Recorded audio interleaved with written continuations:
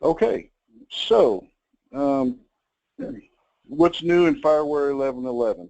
There's a number of new items. There are new features and enhancements such as network visibility, mobile security, botnet detection, the new explicit proxy, allowed Google app domains, multiple hotspot portals, radius single sign-on, branch office VPN interface interoperability, APT blocker clean threat level, gateway wireless controller enhancements, fire cluster upgrade improvements, a loopback interface, and 32-bit BGP AS number support.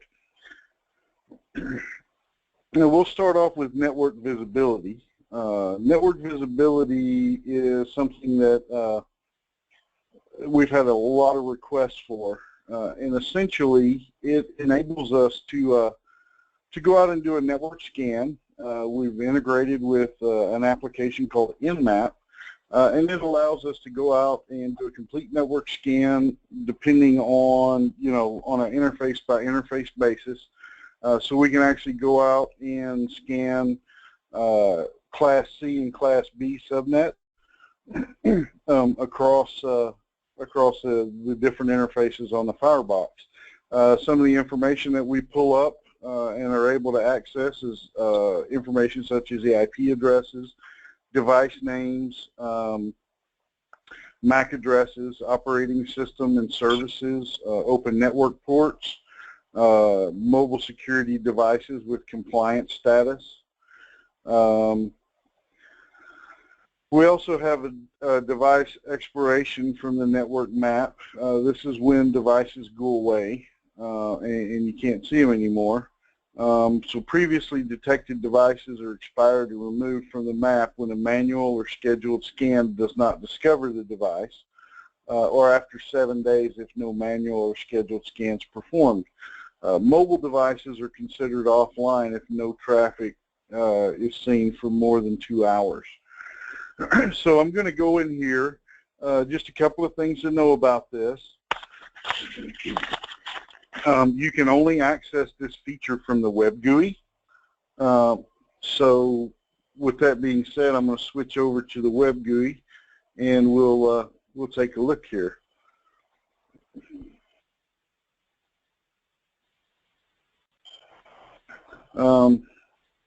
So to find this, there's 2 locations that you can find the network discovery. For the setup piece, it's actually down under System, Network Discovery, and it looks like this. So you log in, and with 11.11, there's the new lock feature that you have to unlock it in order to make any changes. And from here, you can set up your interfaces that you want to scan and your time frames, or you can just punch the Scan Now button, and it'll ask you what what interfaces you want to scan. So I currently have my lab box set up to scan on a daily basis at 0 hours and 0 minutes or midnight. But you could set it up to schedule, on Mondays at 2 p.m. if you wanted. One of the nice things about this is that the resources that are utilized on the box are throttled. So when you are running the scan, if it does turn out to be a high productivity time, it'll actually throttle those resources back that it requires to do the scan so that it doesn't interrupt productivity. On average, in my lab, I've got about between 19 and 21 devices behind the Firebox. On average, it takes about 2 hours to do a complete scan. Obviously, the larger the network, the longer it'll take. So when you do schedule these up, you should plan on having plenty of time to scan all the interfaces and get the proper information back. So we'll look next at what it looks like once the scan is complete. So we'll find that information under System Status, Network Discovery.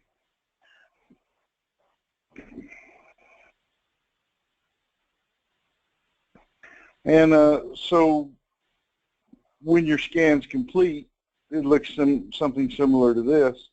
You'll have your interfaces will be your first level or first tier, and then it breaks down from there on the number of devices you have. So you can actually open that up, take a look, and you can see your different devices. When you hover over them, you can get more information, such as this particular device is our PS4.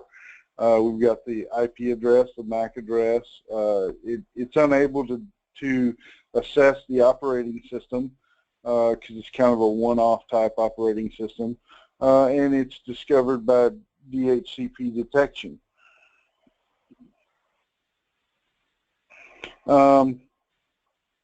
Now from here you can go in and you can edit the device, or if the device is one that's not been discovered before, say for example this Android phone here, I can actually go in and click remember device, and then I can program it to be whatever I want it to be, and it'll then stay in the discovered items, and it'll just show me when the last communication was.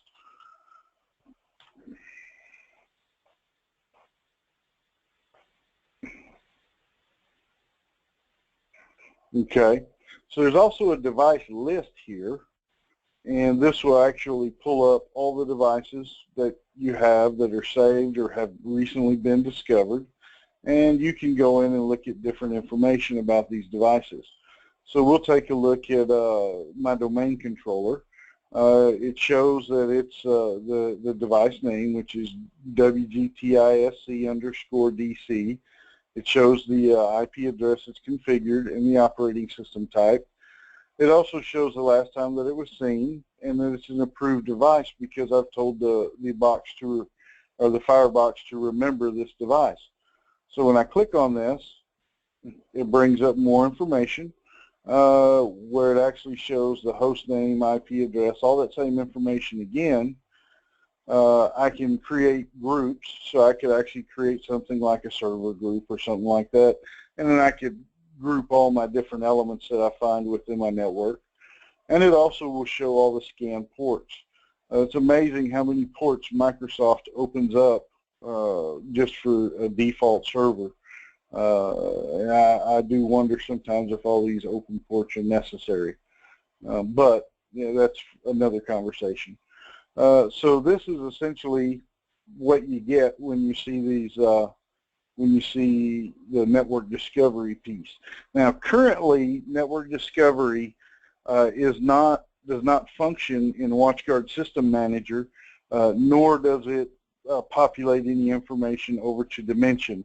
However, there are future releases coming out. I believe it's going to be later in the third quarter. We'll see a release come out where we'll be able to populate this information over to Dimension and be able to run network scans and things like that from WatchGuard System Manager. I was told it was going to be in 11.11.2, but we'll wait patiently to find out. Some of the other stuff you can do, just quickly, you can actually go look at Firewatch. So you can see this device, where it's going and what it's doing through the Firewatch application that we have. It's really interesting because you can drill down and look at the different kinds of traffic that this particular device is producing. We'll go back here. The other thing you can do is go back in the device list, and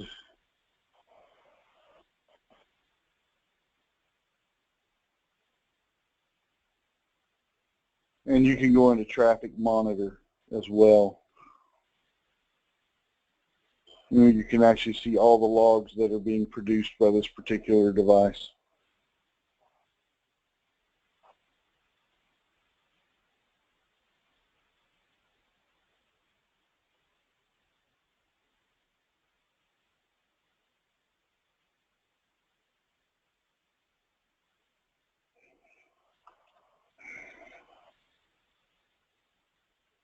Okay.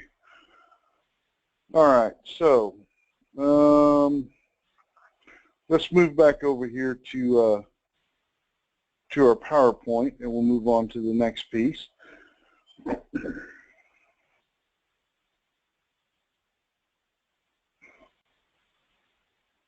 So the next piece is mobile security. Mobile security is kind of interesting because what we've done is we have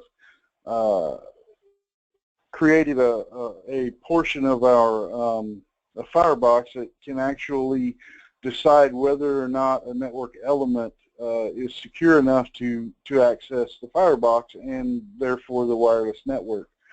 The mobile security, it sets a security requirements for iOS and Android mobile devices to send traffic through the network.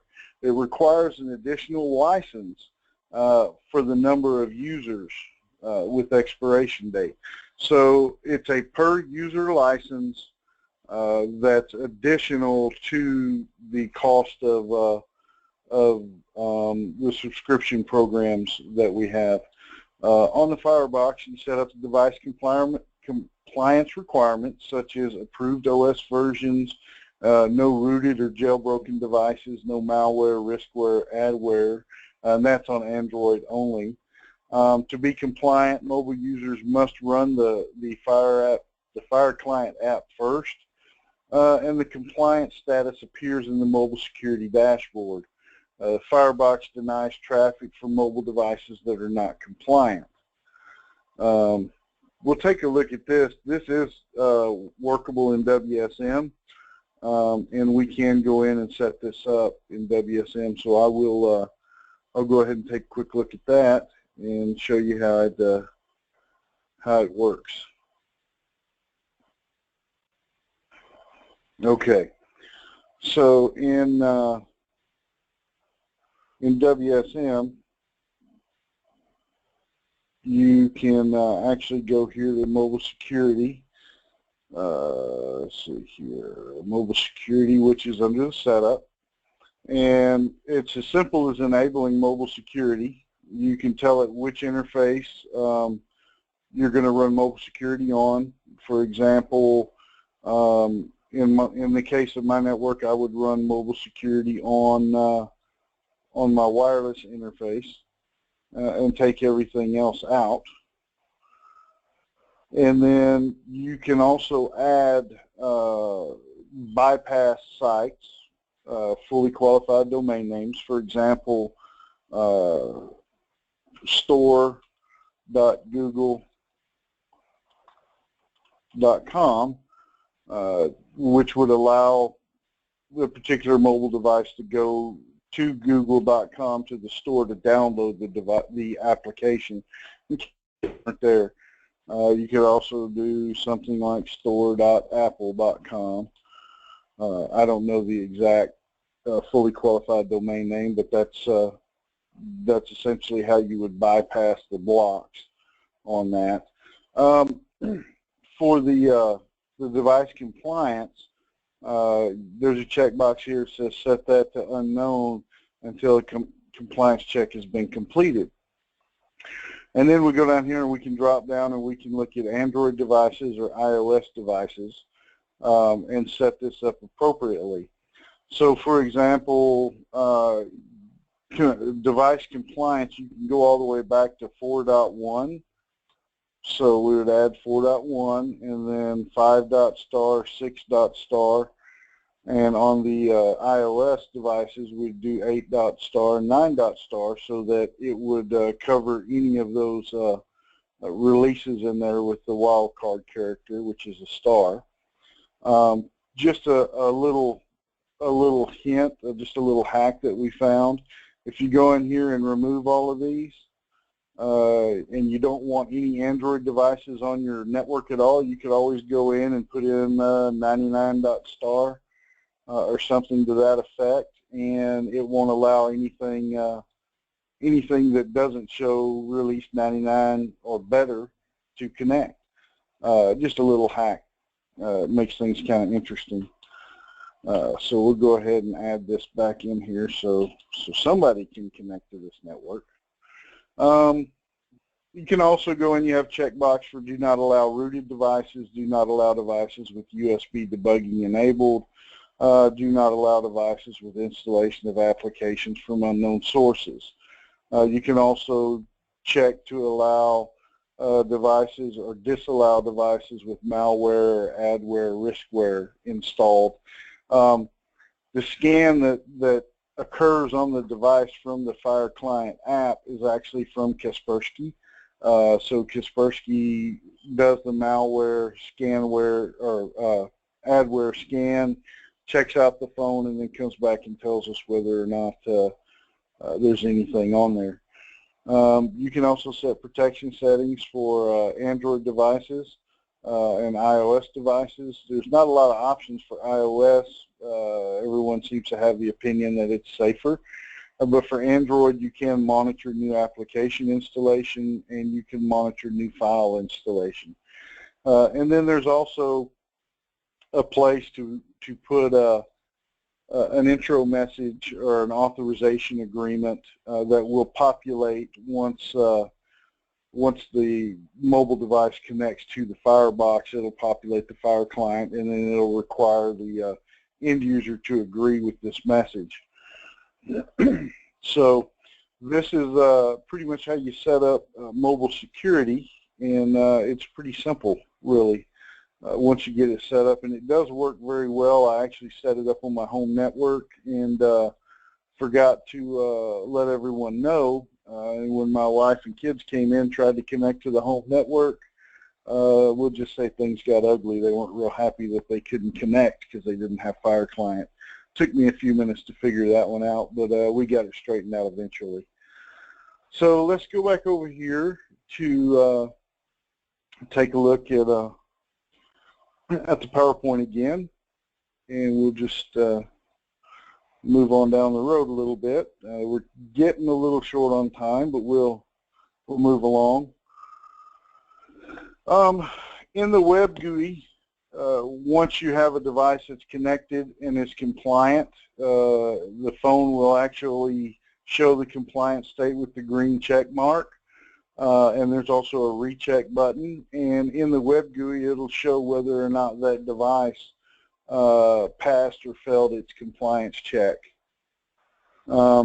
Just a couple of other things to know. The mobile security license specifies a maximum number of unique concurrent users. In this example, it shows mobile security users at 10,000 with an expiration date of November 15th, 2016. So the license would actually allow 10,000 unique users.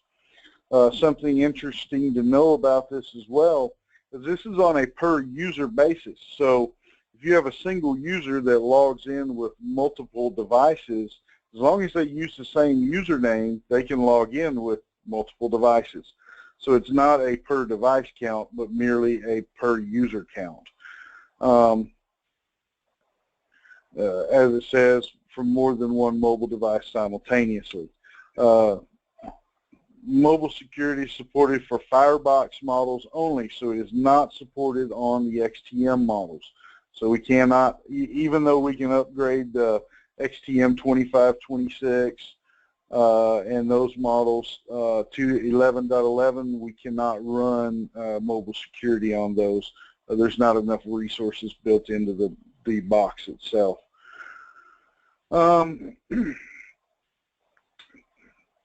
There's a couple of things here. To enforce mobile security, Firebox detects the device type for all devices that connect. You can run it on any of the portals, such as the Hotspot portal or our authentication portal, and it gets the device type from the user agent in the HTTP header. It can also get the information from Exchange Monitor or from DHCP fingerprinting. With the mobile VPN, you can authenticate through mobile VPN, and it will still require you to authenticate with the Fire Client. However, you would authenticate with mobile VPN first and then authenticate with the Fire Client and that's both on IPsec and the SSL VPN. Now, one thing to note, this only works on iOS and Android, so it does not work on Windows or any of the others like, oh gosh, there's a couple of them, but primarily the questions I've been asked are Windows and then the Palm devices. So those, they don't work there. Let's see here. So just an idea of what the Fire Client app will look like on the phone. The first screen you'd see, it would come up. It would say connect. You'd enter in the IP address of the Firebox. Then you would enter the username and password once it gave you the login screen.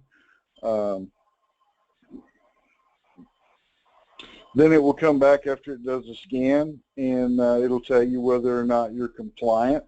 You must keep the Fire Client running to remain compliant and to be able to continue accessing resources on the network. And if for some reason you come up as non-compliant, it'll tell you non-compliant, and it'll tell you why you're non-compliant, and that will also link you over to where you need to go to fix whatever issues are there so that you can become compliant. So that's everything on mobile security. Our next topic will be botnet detection. The botnet detection is a new feature. It is included with the red license for 11.11, and it's another Kaspersky feature. Kaspersky has a great list of known botnet sites that they constantly update. It is signature based, so they do updates and everything. So botnet, it's comprised of a very large number of malware infected client computers that are controlled by a remote server to perform malicious acts. As you know, there's denial of service, spam and viruses, or even stealing private data from clients. Firebox can already block access from infected clients on the network over HTTP with the web blocker command and control and botnet activity categories. Botnets are now finding other paths to control infected botnet clients. They use non-traditional network ports, social networks, and point-to-point networks, or peer-to-peer networks. The new botnet detection subscription service uses a feed known as botnet site IP addresses from Kaspersky. The botnet, you will not be able to see the list when you go look in your block sites list, simply because there are so many sites in there that there are so many IP addresses, just too many to list out. This does enable your Firebox to block botnet activity at the packet filter level. And as I said before, botnet detection is enabled with the red feature key. Just something interesting to know about this, when you start looking at your logs, you can differentiate whether it's a source or destination attack by the order that the IP addresses are in. For example, internal IP address coming first would be a destination botnet site, and the internal being second would be a source, so be coming in from the source site. You do need to enable alarm notifications in the block sites list configuration, just like other block sites events. Before we get to explicit proxy, I do want to just show you how hard this is to enable. It's really, really difficult. We'll just pop right over here. You go under subscription services, and then you go into botnet detection, and it's literally block traffic suspected of botnet sites. You check box there, and then you got to go to update server and do your botnet detection sites for your automatic updates, so that you continually get those updates. It is literally that simple. So we'll go back over here to the PowerPoint so we can keep our place. And we're going to talk about explicit proxy right quick. I know we're running a little short on time, so we're going to go as quickly as we can through this. Explicit proxy, in a typical proxy configuration, Firebox transparently proxies and inspects client connections to servers. Basically, what the explicit proxy allows is it allows you to set up a proxy address in your web browser and then send all of that browser traffic back to the Firebox so that it can make use of the different scanning features of the Firebox, such as deep packet inspection, web blocker, IPS, and the different subscription services that we have there. The browser compliance are configured to send requests directly to the Firebox IP address and ports. Something interesting to know, the explicit proxy uses TCP port 3128 by default, and web caching is not performed at the Firebox. It merely passes traffic through. Explicit proxy traffic is logged and reported in Dimension as HTTP proxy traffic. So there's also HTTP connect tunneling, which supports HTTPS, which supports our deep packet inspection and filtering that way. Once again, it uses port number 3128. It establishes TCP connection to the specified destination, and then it changes the header and puts in a via on the header via the Firebox IP address. You can also allow, deny, or block traffic based on specified ports, or select an HTTPS proxy action to handle tunneled secure traffic. It also supports FTP over HTTP.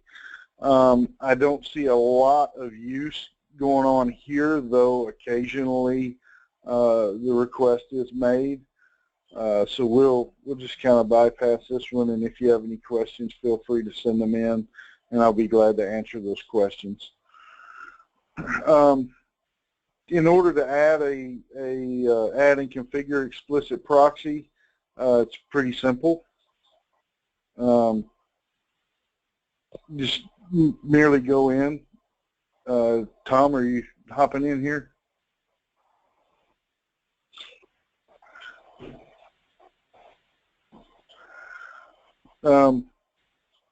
So there's a number of ways to do this. You can set up the via header address, the FTP settings, and enforce authentication portal for the explicit proxy. And then you can also go in and set up your connect tunneling to allow, and then match type, single port 443 for HTTPS. It also supports proxy auto configuration or PAC files. What this allows is for you to set up a DHCP rule that would allow, when you go out and get an IP address, it'll come back and configure your browsers automatically for you. PAC files can be stored in the Firebox, and they can be synchronized across a cluster of Fireboxes. There are two rules that are created when you create an explicit proxy. It's the actual explicit proxy filter, or explicit proxy policy, and then the PAC file proxy or PAC file rule that's created. So you'll see both of those in your rule sets. The PAC file management, you can actually do that, do the auto configuration. You can do an upload there. So it's all set up, and go into the DHCP options, and you can set up code 252 DHCP rule, and give it the file name, and it'll automatically take care of that for you. Let's see, browser configurations. There's a manual browser configuration, or there's an auto browser configuration. Can be connected, can be discovered with WPAD, automatically detect the settings. And most enterprises, the proxy auto configuration is distributed through Active Directory.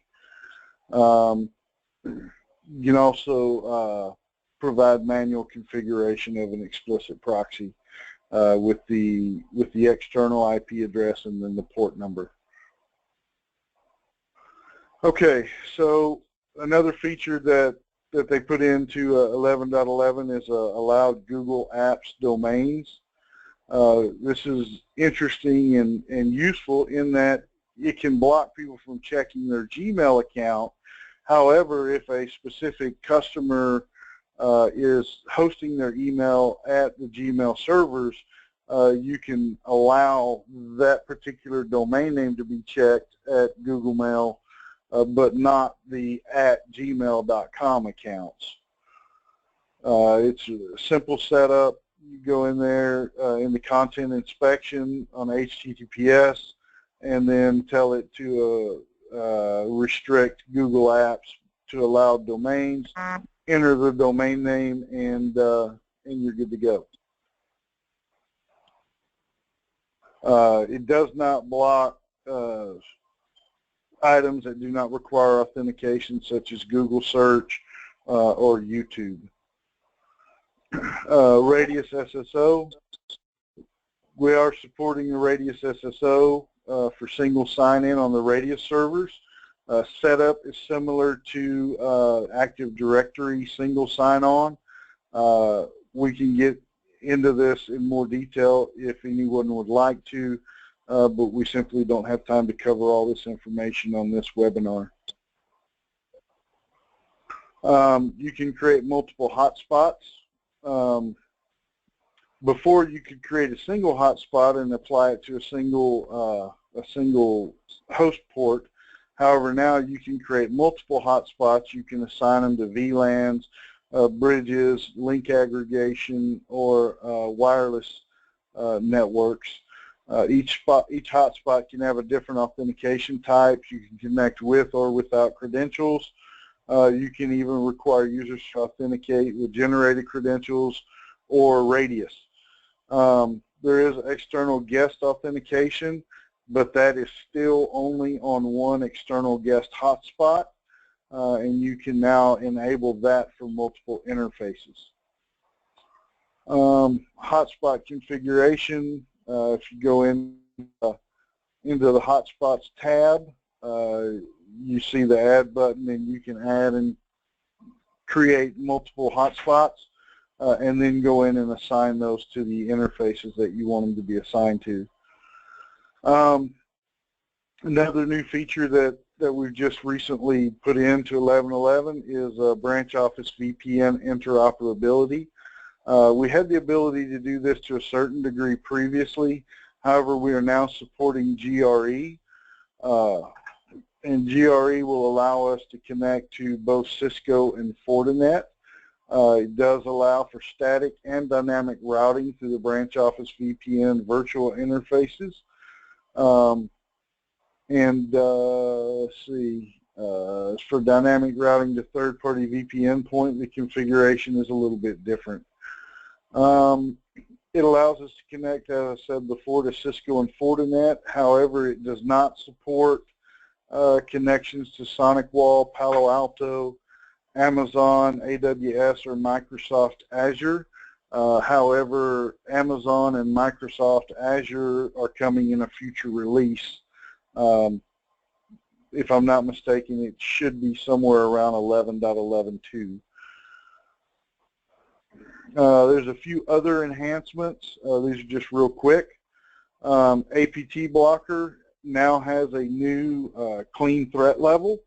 We did that because a lot of people were getting into the APT blocker and then asking what it was doing because it wasn't sending anything across to Dimension. It now sends all information to Dimension on everything it scans so that you can actually see what it's doing and how it's working. Another feature with APT blockers, we now support Mac application files or .app files. Those can now be sent to last line for cloud server for analysis. And we also support compressed, we have new compressed file support for RAR and 7Z files. They can now be decompressed and recompressed. WatchGuard wireless controller enhancements. We now have auto deployment on WatchGuard APs, so we can go in and set the wireless controller to automatically detect and deploy a particular or newly deployed AP, and it will set it with a default set of SSIDs that we tell it to set that with. Now, it will not do any radio settings or anything like that. Those will still be set to default. However, if you're deploying, 10 or 15 new APs, you don't have to go in and pair those one by one any longer. They'll automatically pair. Gateway wireless controller scalability. We can now greatly increase the number of APs that a gateway wireless controller can handle. I don't have exact numbers on that, however I can get that for you. Gateway wireless controller now supported in Firebox drop-in mode, AP support for radius SSO accounting, and wireless monitoring, including PHY mode, to indicate specific wireless modes such as BGA, N40, or AC80. We have an improved fire cluster upgrade process. Essentially what that does is when you upgraded clusters before, you had to go in and switch back and forth between the primary and secondary. Now you can send an upgrade to a single interface, and it will automatically do those upgrades for you, switching your clusters back and forth. It's a lot less work. There's now a loopback interface. This is primarily for dynamic routing such as RIP, OSPF, and BGP to multiple ISPs. It's only supported in routed mode, and you can't use it on secondary IP addresses or branch office VPNs, a virtual interface to write to an IP address of a network route. So it's primarily a testing piece. And finally, we have 32-bit BGP AS number support and for autonomous system numbers. If anybody knows what that is, then they'll do okay on the test. All right? For anybody who wants to do the quiz, we're concluding our presentation at this time. However, I will put up the test questions, and you guys can feel free to answer those across the communication channel for the webinar. And once I get all that information in, we'll be sending out a shirt to the winner. Whoever gets the most questions correct, we'll send out a shirt to. Once again, please use the messaging service to send answers. Best of luck to everyone, and not only will I send out the shirt, but I'll also send out to everyone who the winner was and what the correct answers are. All right. Thank you very much for joining our webinar today. I do appreciate it, and here are your questions. Have a wonderful day. Thank you, Tony, and thank you everyone for listening to today's Tech Tips and Tricks webinar. So that you can get an opportunity to answer all the questions, I'll leave the broadcast open.